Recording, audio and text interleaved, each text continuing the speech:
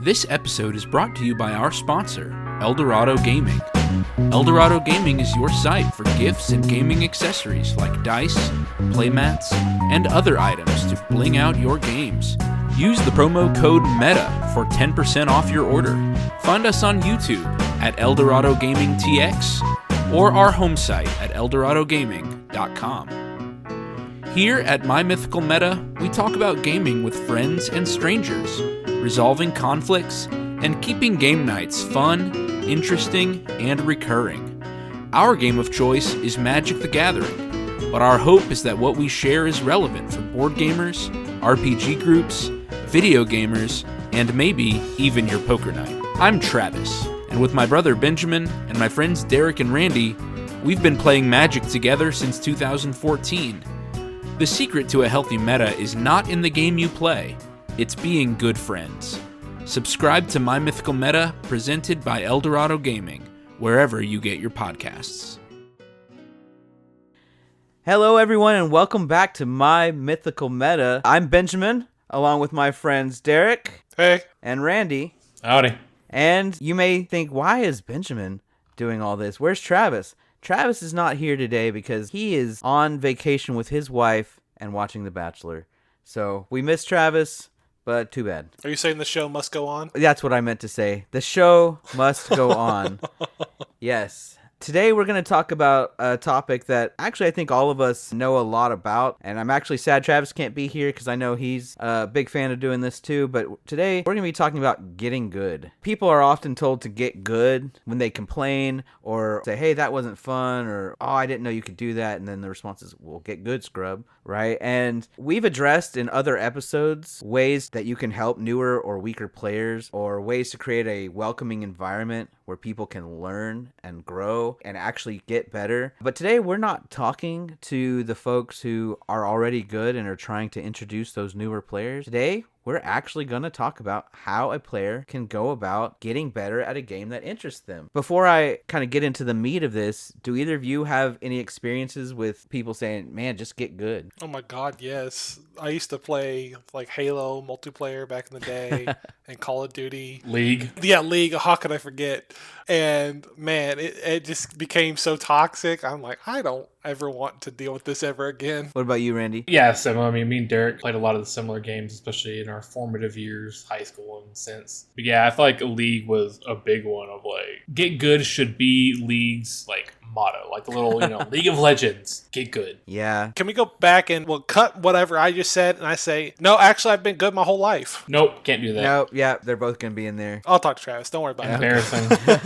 This does seem to be a big problem for online games because my experience is actually with Magic Online. I consider Magic Online a great place to test new decks and try ideas and see if there's something there because the cards are cheap or practically free. You can get games in immediately, and if it turns out that the idea didn't work, you didn't spend time sleeving cards, ordering cards, it was all immediate. So I spent a lot of time testing, especially for Modern, on Magic Online, but you get a lot of tryhards on Magic Online who I guess are practicing for competitive Magic. I don't know. I didn't join competitive games, but you'd get a lot of, oh my goodness, why are you doing that? Just do better. Just get good. So yeah, it doesn't happen as much in real life, I feel like. Although I do see every once in a while at an LGS, I feel like there's always that person who's just trying a little too hard, and they tell that to the people they're playing with that maybe have stumbled through a game. Just so we're all on the same page, I want to say that getting good is rarely constructive criticism.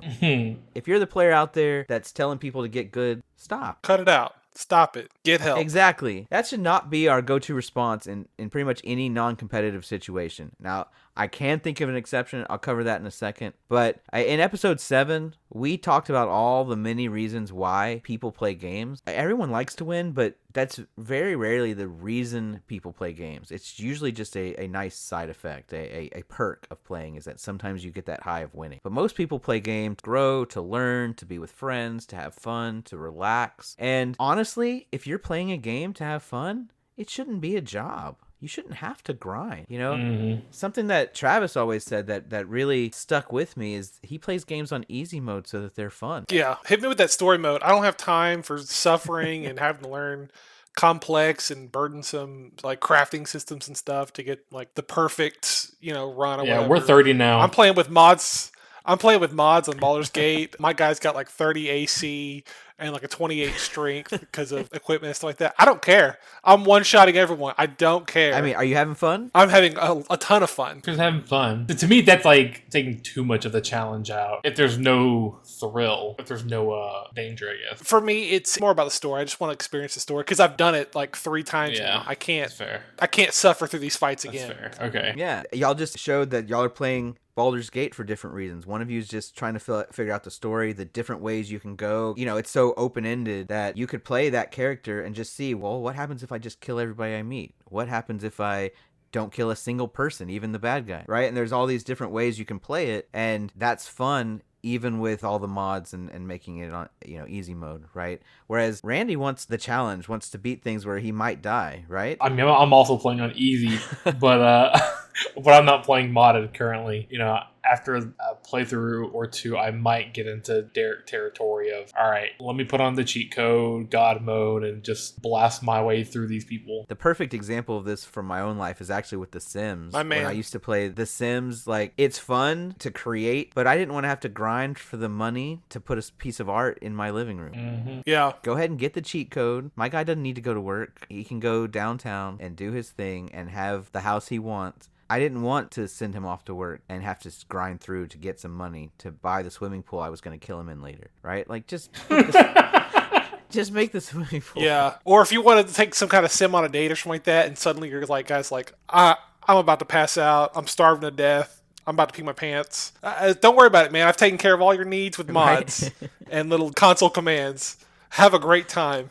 So basically, if you are playing to have fun, or if your friends are playing to have fun, don't expect them to grind all the time, right? A lot of games these days, grinding has become like a job. And if they're there to have fun, then maybe y'all aren't going to play with each other because you're not on the same level, but get good is just not what they want to do. Because it does sometimes take the grind. So for you play groups that maybe you have people of different power levels, things like that, please refer to our previous episodes. We've got several on why people play, how to teach your game, how to find people who want to play the same kind of game as you, and all of that. But this episode is specifically for the people who they've heard it, or they recognize that they are the weaker player or the newer player, and they just want to get good finally. They have that self-motivation that I actually want to be better. And we're going to talk about ways that people can up their game and get good. And I mentioned that there was a time when get good might be constructive, and that's this. If you have a play group that has an expectation of a certain power level, right? Maybe y'all are practicing for a Grand Prix or other tournament, or maybe you've assigned roles to a certain role-playing group where there's an expectation that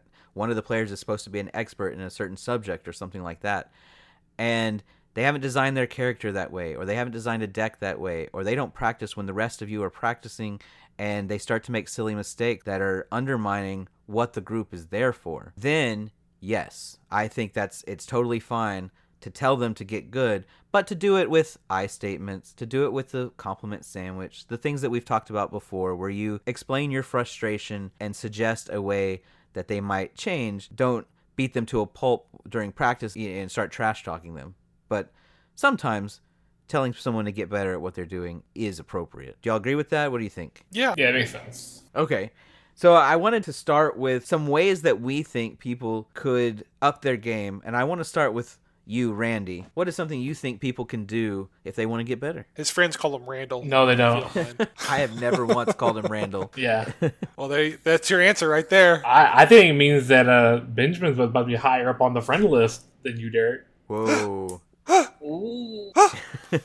Anyway, practicing. I've mentioned before in an episode, I wasn't that experienced with Smash Brothers or one of those games on Switch.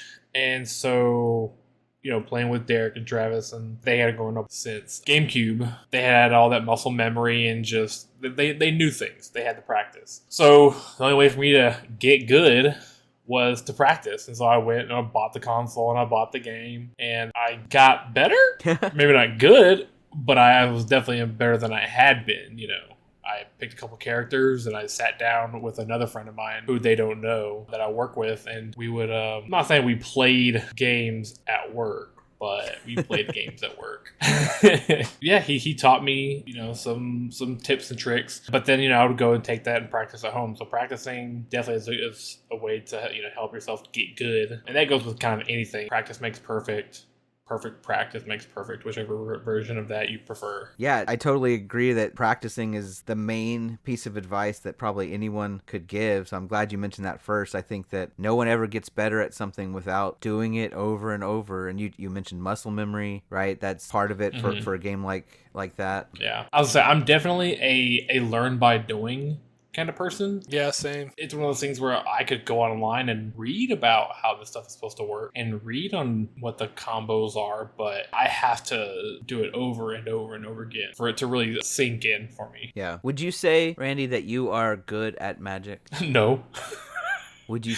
But I think y'all would disagree. I think y'all would say I'm better than I think I am. You don't give yourself enough credit. And I think that you probably don't think you're good because you compare yourself to people who have been doing it longer than you. We have more practice. Yeah. Well, he and I started playing at the same time. Well, he could compare himself to me. Yeah, but you care more than I do, Derek, about winning especially. I do love the feeling. When y'all talk about times that you and Travis have gone to a local LGS and just mopped the floor with other folk, and, that happens because you've been playing for as long as you have, and you've learned your combos, you've learned how to deck build, you've learned when to appropriately respond to things. Or maybe you don't consistently beat us, although you do win an awful lot. Like you now have a good number of decks that are the boogeymen of our format. Yeah, last weekend when you weren't there, I definitely... He won twice out of 3 games.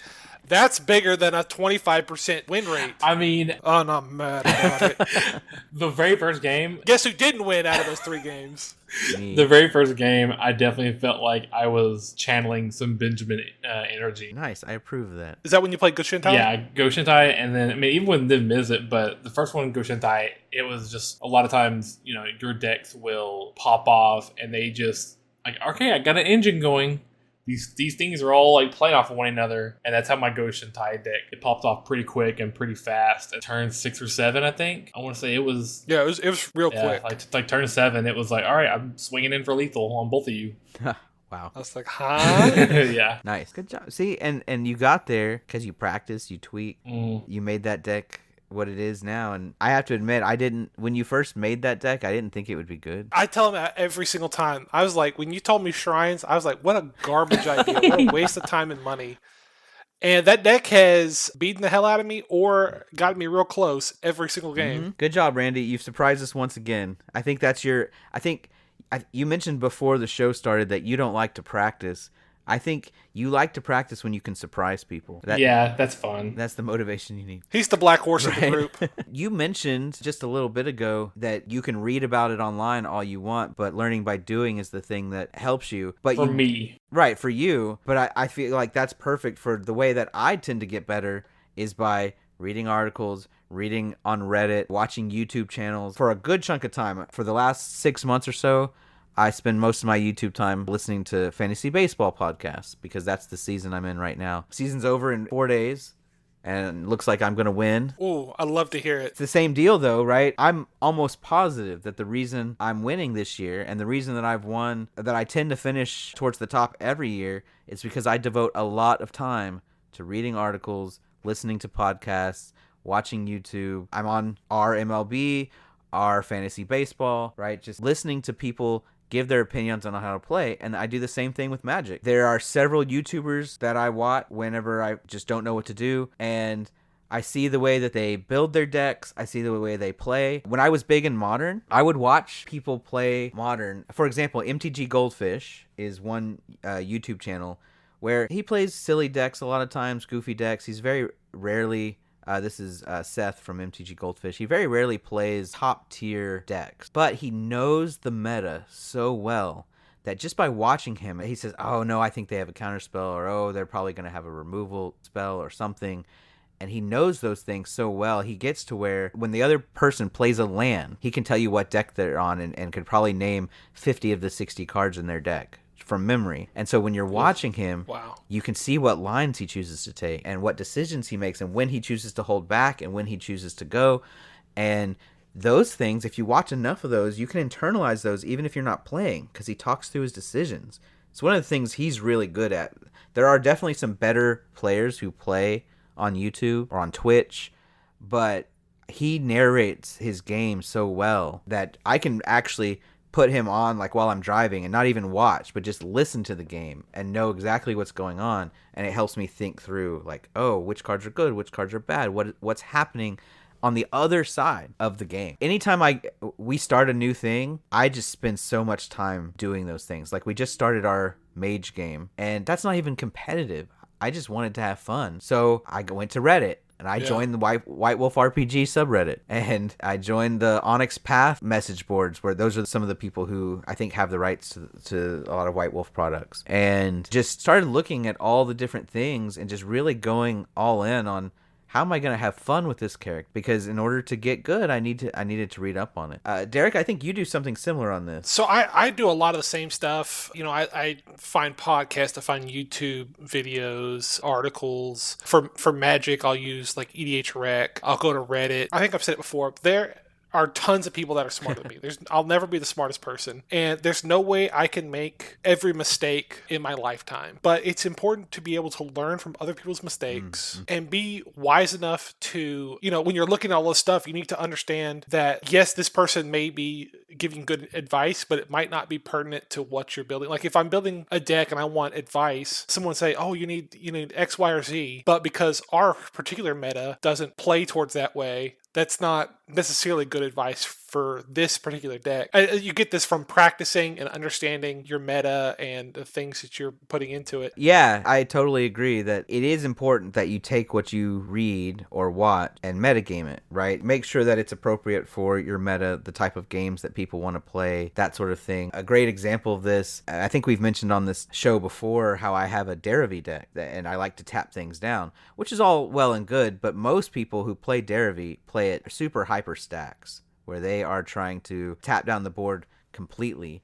And I recognize that that's not really the game that y'all want to play or the way I want to play Derivi. So I've made it more of an untap my own stuff shenanigans rather than tap all y'all. Like I do tap defensively so that I can set up, but it's not like the primary game plan isn't to tap all your stuff. The primary game plan is to untap Mage Responder, you know, so I don't have to pay the 7 mana to do it or things like that. And so, yeah, that's great insight. And so if you're listening to this and you decide you're going to read things to get good, make sure that it's in line with your values, your paradigms, and the people that you want to play with. Speaking of people you play with, you can learn a lot from watching the people you play with. Like if I'm sitting down with Randy, Travis, and Ben, I know what they do, what decks they have, and I'll never know how you guys think, but I can definitely infer what you guys may be thinking. And I guess this gives me a unique perspective because I play a lot of y'all's decks.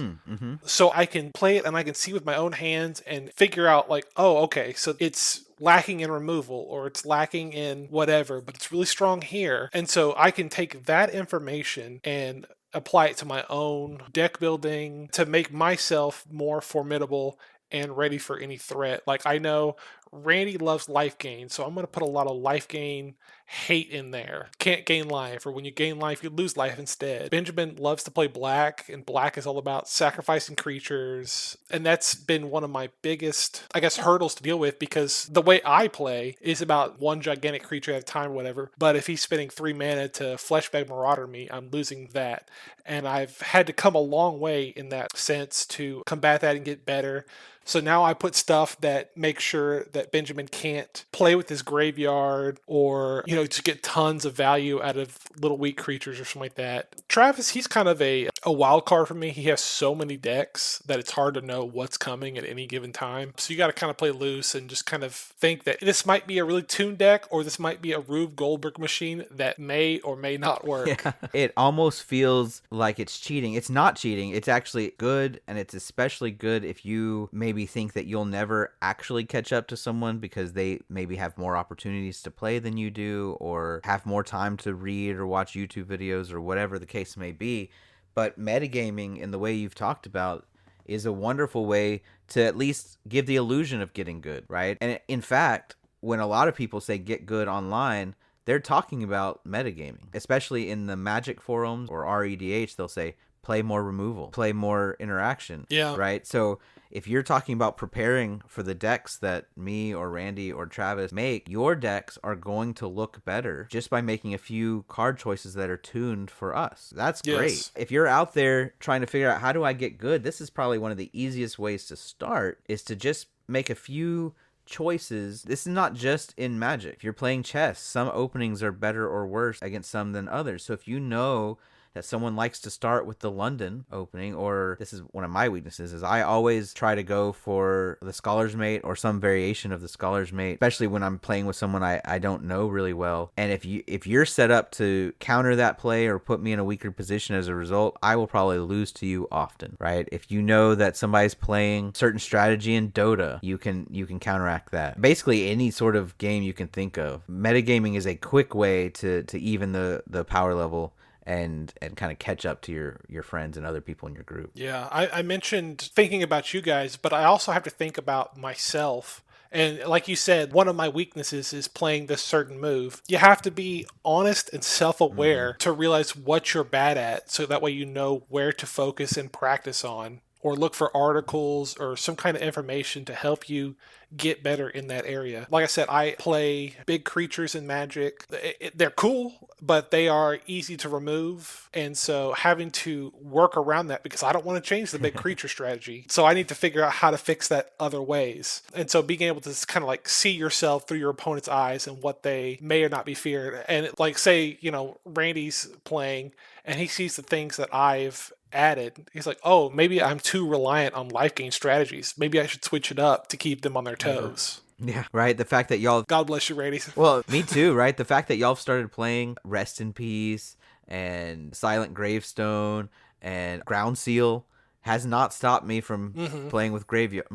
It's just what I want to do. I'm going to keep doing it. And the best I can do is start adding maybe some enchantment removal to get rid of those things. But that means that because I'm not changing my core game plan, metagaming by adding those cards will always be effective against me in some way. Yeah, maybe I'll be able to remove your answers, but you'll at least have stalled me. You'll at least have done something to help your win percentage, because I'm not going to just stop using the graveyard. Yeah, and it honestly kind of puts you at a disadvantage if you're not willing to change your strategies, which I don't think any of us are, because like if I'm trying to protect against removal, or Benjamin's trying to protect against graveyard hate, or Randy's protecting against life gain hate, we have to expend resources to deal with those threats that the other 2 or 3 people don't care about. So it's kind of like a 1v3 or 1v4, however many people you're with. Yeah. Another interesting way that you can get good, and this is of course not for everybody, and won't always work for every game. So for example, it won't work for chess. But for a lot of the games that we play, Magic, Warhammer, any game with a lot of DLC, you can always spend money. The best card in the game, Visa.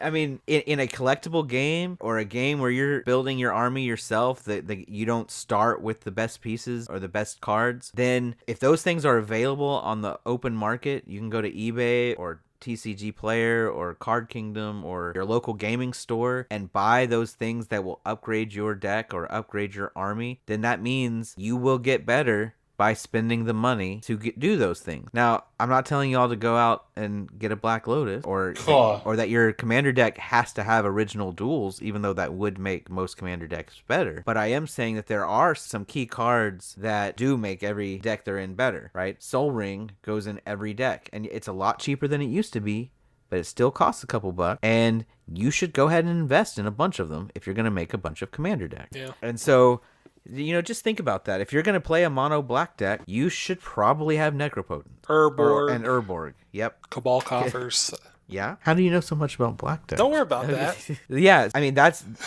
Cabal Coffers plus Urborg is a staple of mono black decks. Or actually, even green black decks, because green can go fetch those for you and double your mana. That's a very common strategy, and it costs some money, but it will make your deck more competitive and therefore make you more competitive. So, like I said, that really depends. If your goal is to be competitive, that's one way to get good. I'm not encouraging you to make poor financial decisions. And really, if you are adverse to spending money, but you're playing a game like Commander, that might mean you need to stick to 1 or 2 decks only and just always upgrade those with the 1 or 2 new cards that come out. And you can have really top tier decks without spending a bunch of money.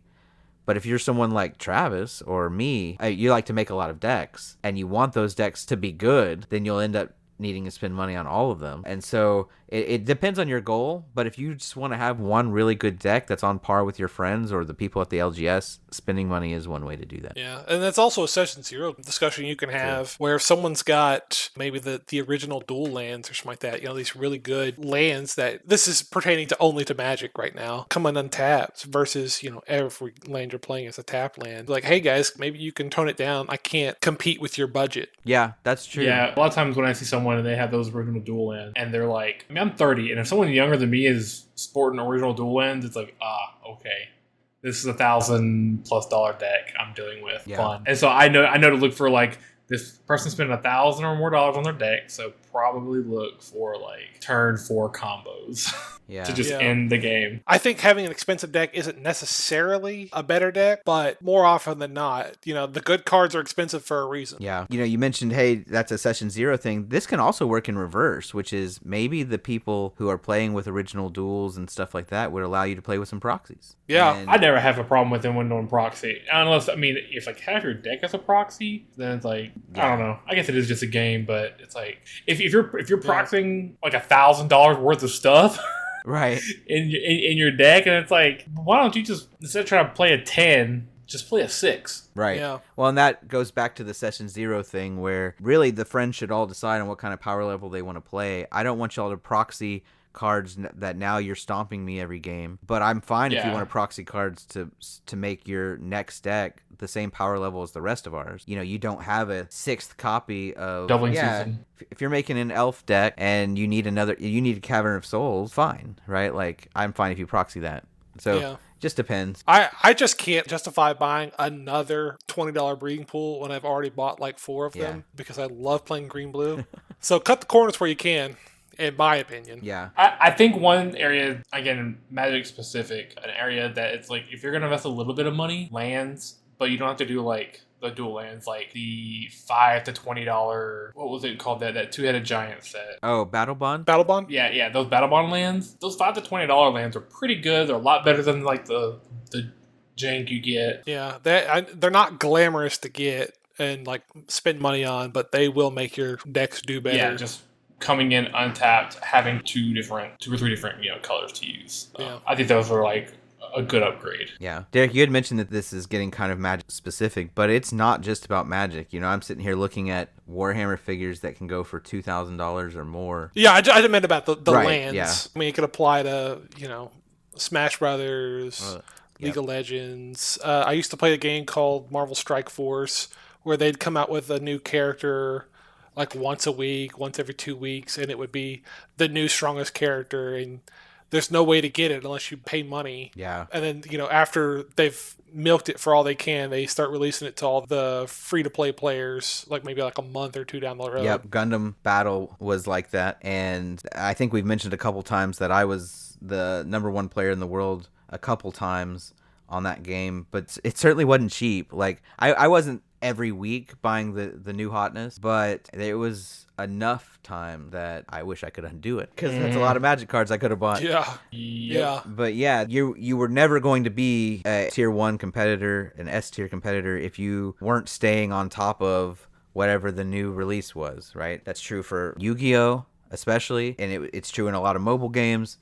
If you want to be the top, you gotta pay for whatever power creep they just put out. And so if someone's telling you to get good, it could be because this is the hobby, this is the one they've chosen to spend their money in, and that's okay. Like, I'm not here to shame anybody for how you want to spend your money. You earned it.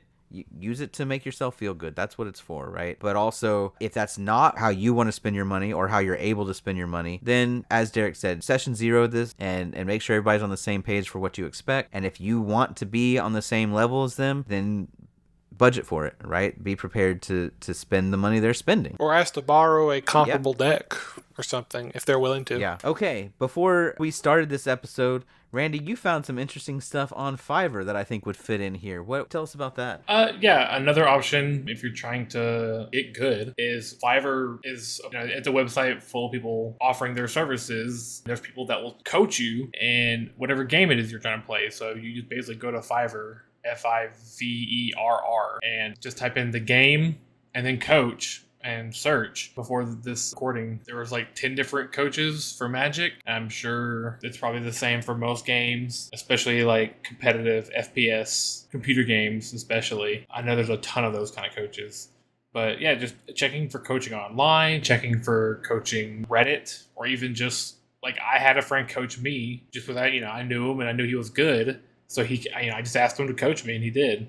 So you might be able to even get your friends in your play group to coach you. Have them take you step by step, kind of break down decisions with you. Kind of like our first, or not our first episode, but one of our early episodes discussed, coaching or teaching a game to a friend. So someone can do that for you, hopefully. Yeah, if you're listening at home, that was episode 5, teaching your game. And if you have a friend that wants to help you, but maybe they're not good at it, you can refer them to that episode, and maybe they'll pick up some tips for how to teach you how to play better. I was shocked when you pointed out Fiverr. We were discussing this because getting a friend to help was what I had in mind as far as advice and coaching. But Fiverr is a great one. Finding people who are at least consider themselves expert and having them be able to go through their play and doing all that for a low hourly rate. If you have a friend that enjoys this game and maybe they're the ones telling you to get good, you say, hey, I know we all get together Friday nights to play Magic, but why don't we get together on a Tuesday and you help me get better? And then on Fridays, you can level up and actually be worthy competition for them.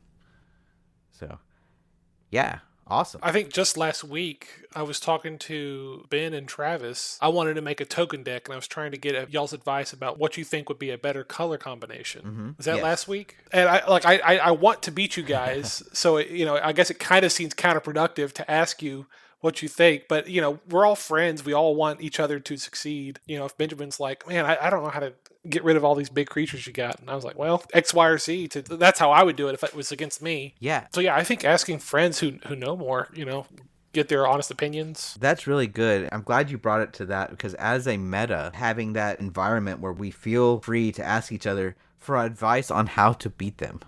Right? Because you could have totally responded when I said, hey, how do I get rid of all your big creatures? You could have said, well, get good. But instead you say, like, maybe some sacrifice effects. I don't have ways to protect my creatures from that. I'm like, that's a great idea. Yeah. One more that I wanted to bring up is specializing. This is similar to metagaming, but it's more that you can find a strategy that you're comfortable in, that you enjoy, that maybe you just grok it, right? You kind of understand it intuitively. And the meta might ebb and flow, and sometimes it's the best strategy and sometimes it's not. But if you become really, really, really good at that one thing, you will win often. Maybe not too often, right? I'm not saying you're going to beat the expert, but oftentimes the experts are really good at most things, but not necessarily the best at any one thing. And if you're saying, there's a lot of stuff I don't know, but I'm going to be the best cleric in this game, and I'm going to know how to use healing spells offensively. I'm going to know how to time my prayers so that my deity comes and smites everyone around me, and I can time it by seeing when you're coming, or whatever the situation is. And you say, hey, I don't know how to play a bard, and I don't know how to play a rogue, and I don't know how to play a wizard, but I know how to play clerics, and I'm going to get good at that one thing.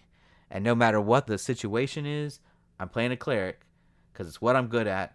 And will that sometimes be the wrong role? Sure, but I'm good at it. Randy and I have a friend that we've played D&D with before, and God bless him, he plays an elf wizard named Sylvanas every single time. And he knows the ins and outs. Yeah, and it's like, man, wizards. You're thinking, yeah, there's like 15 different wizard subclasses. No, not for him. There's not. There's one wizard subclass. Only evocation. That's the only one. He plays the exact same character every game. But I love him. Love him anyway. Yeah, I see it actually with all the YouTubers that I watch, where they will often, they're trying out all these different decks, and then they'll just say, well, I got to put in this pet card, and I got to put in this package that supports that pet card, and whatever. And so no matter what deck they're playing, they have 15 cards that are the same from deck to deck, and they don't seem aware that they're doing it, and it just happens. And then you might notice it with yourself. I know a lot of people who are like, hey, I always play aggro, or I always play grindy mid-range. right? That's me basically. And because it's what they're comfortable with, but they are good players because they play what they're comfortable with only. So when it's their turn to shine, they're going to win. And so same thing with y'all's friend playing their elf wizard. I never did get very good at Dota, but I had friends in college who would play constantly, and I only ever played when I played with them, but they were playing all the time, right? And so I don't even remember which character I decided I'm just always going to choose this character, and I'm going to figure out how to play it so that I don't let my team down. That one character, no matter what anyone else is playing, I'm going to figure out this character and do it. And that's how I got okay at Dota. And it wasn't even a top tier character. That way I knew no one else wanted them. It was somebody who was moderately good, and I could understand the strategy well enough to not die constantly. Yeah, I mean, going any further, I never played Dota, but I played League of Legends, and their base map is 3 lanes, and each lane kind of has its own roles kind of assigned to it. It might be different now, but years ago, it was just there are 3 lanes, do what you want, but the meta was that a tank and an ADC would go bottom lane, some kind of mage or some kind of character like that has a lot of long range potential would go mid,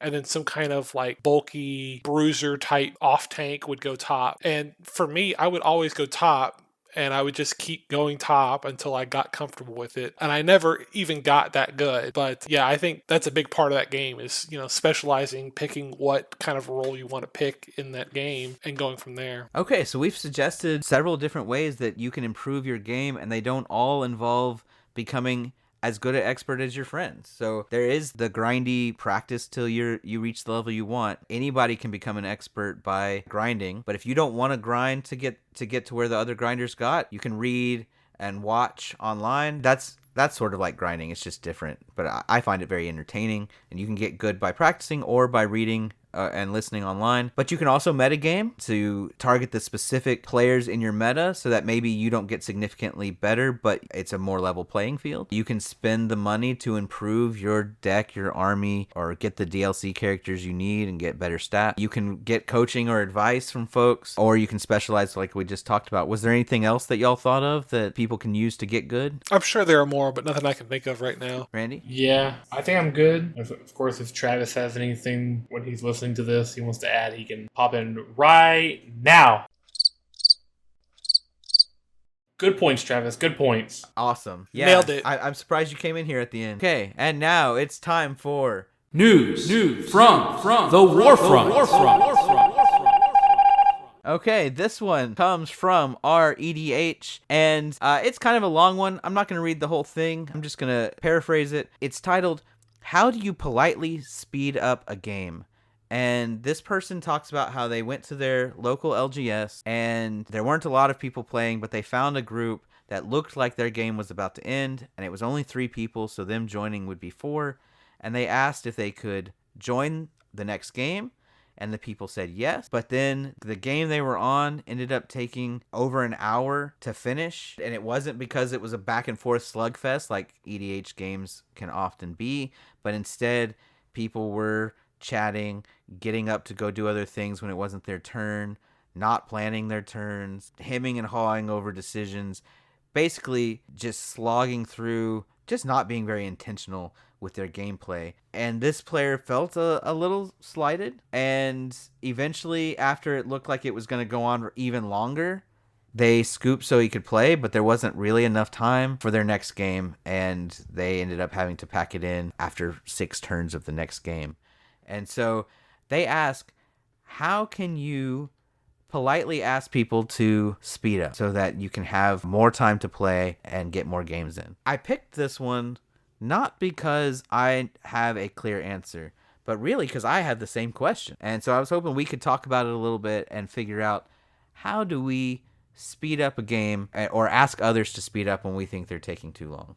Yeah, that's a tough one, especially in his position. They don't sound like they were close friends, more just a random pod. And yeah, I don't know if there is a great way to just say like, hey, hurry up so I can join in.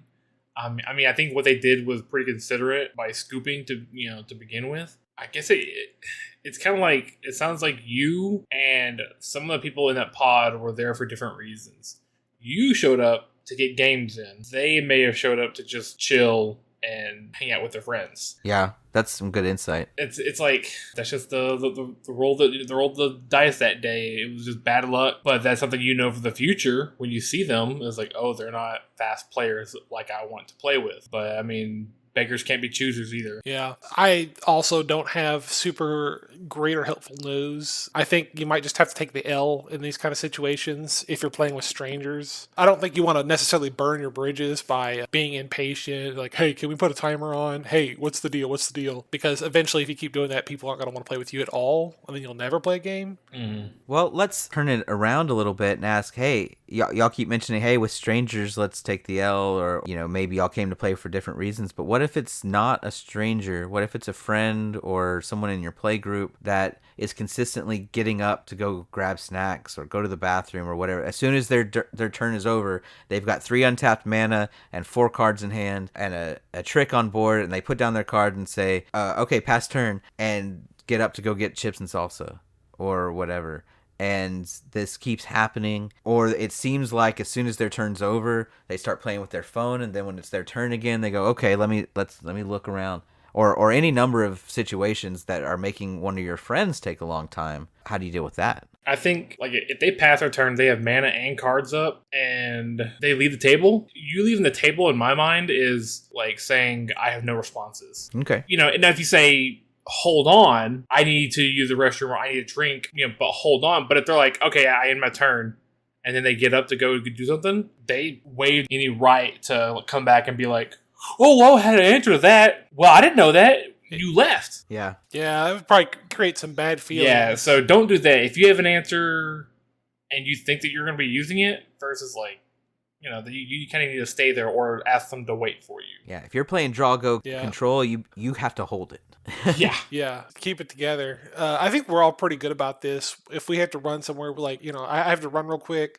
I have responses if someone attacks me, or I have no responses for any situation. Yeah, we usually That's true. discuss that if we leave. Yeah, we do Yeah. that. That's true. We were like, I got a response if someone attacks me, and which often has the intended effect of, oh, I guess it's your turn when you get No back one's gonna because attack. no one attacked you. Yeah, a little bit of metagaming thing Mind there. games. Heads. I think, I don't know. I guess if it was becoming a constant problem, I would earnestly ask, can you please sit down and focus until this game's over, or scoop or something so we can get this game back on the road.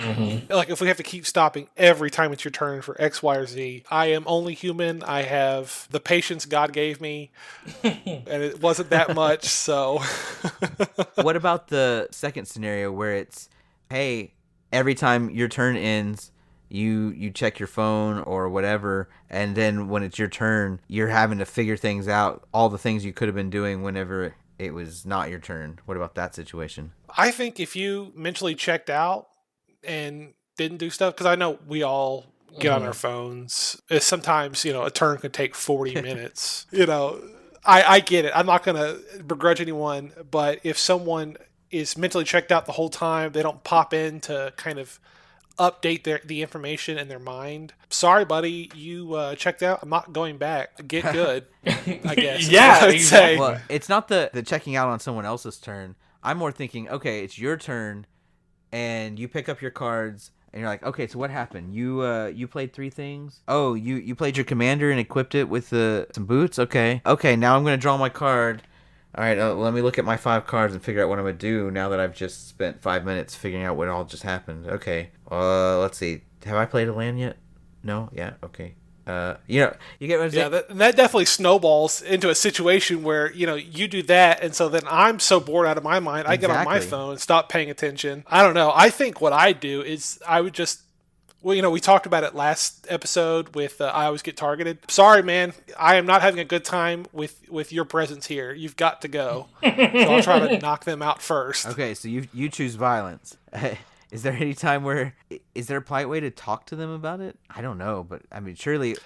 I mean, I'm sure there is if someone was more assertive than I Yeah, am. Travis isn't here, so I'm more of a passive-aggressive Right. person.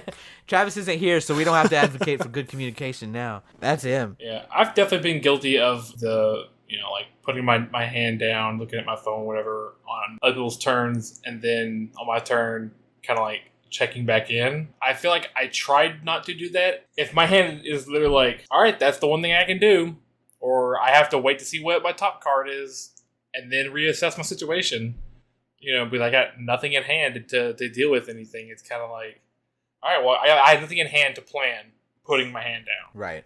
So I know I'm definitely guilty of that quite a bit. Oh, we were all guilty of it. Sure. Yeah. Every once in a while. And I think Travis has, I'm not trying to throw him under the bus or anything like that, but I think he has gotten on to me before about taking way too long. Taking too long because I wasn't looking at my hand while it was their turns, And I feel like I've gotten better at that. Hopefully, Travis, you can say yes or no right here.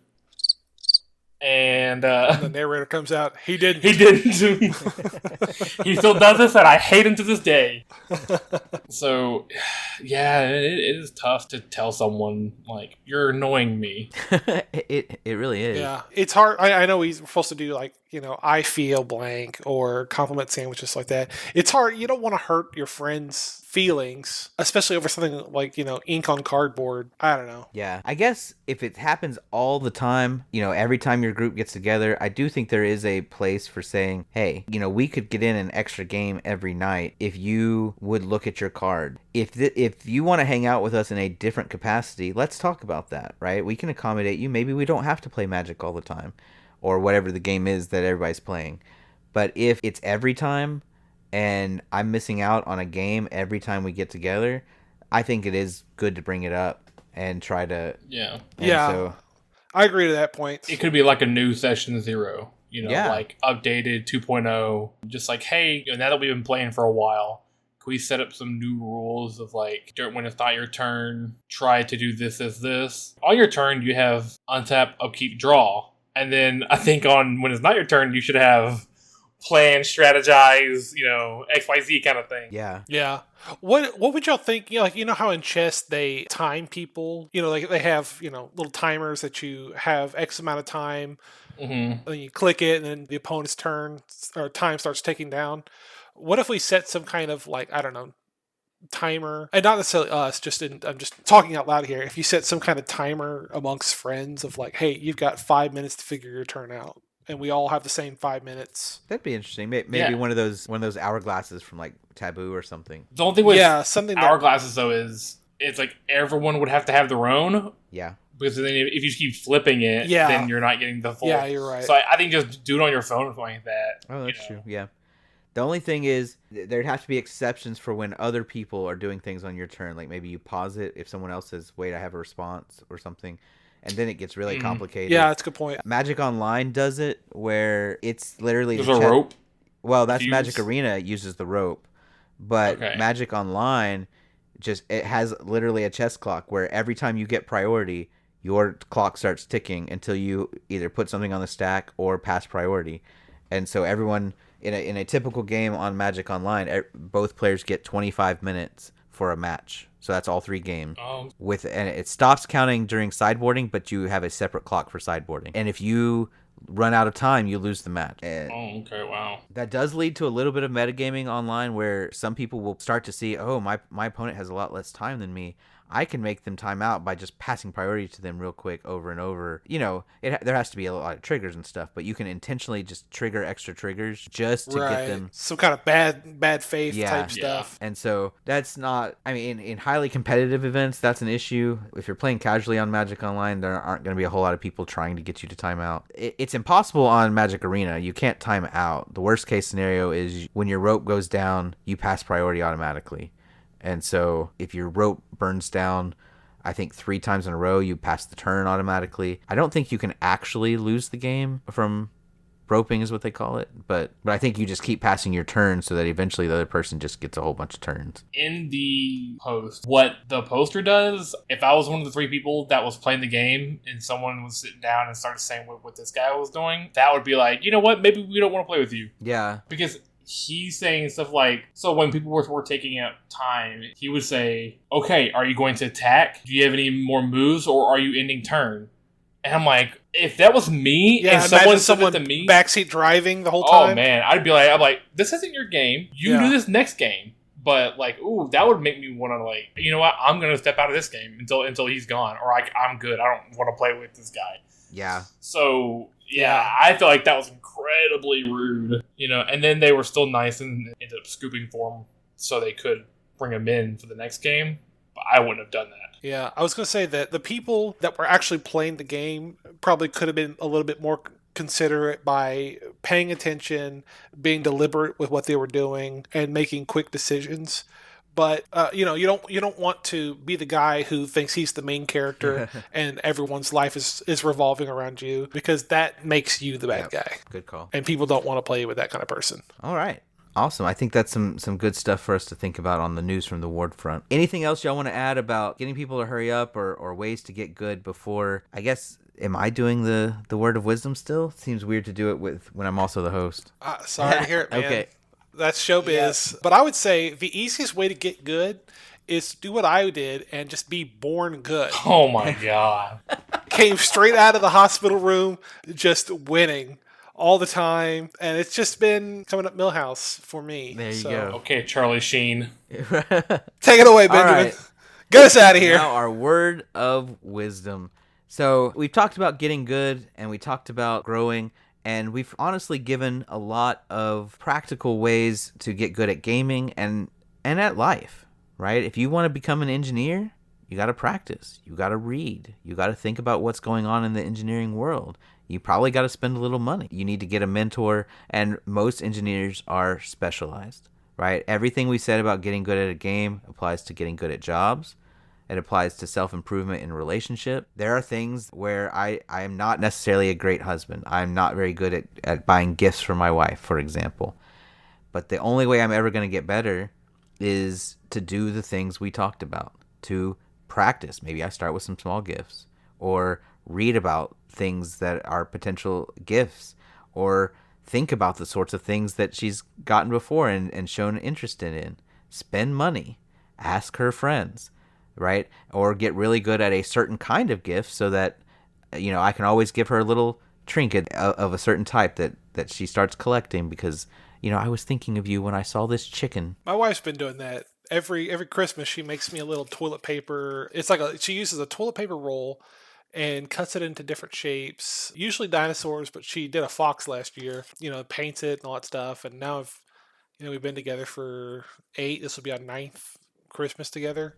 Oh, that's really sweet. So she specialized in a certain type of thing to get you, and it makes her seem like a really nice gift giver, doesn't it? Yeah.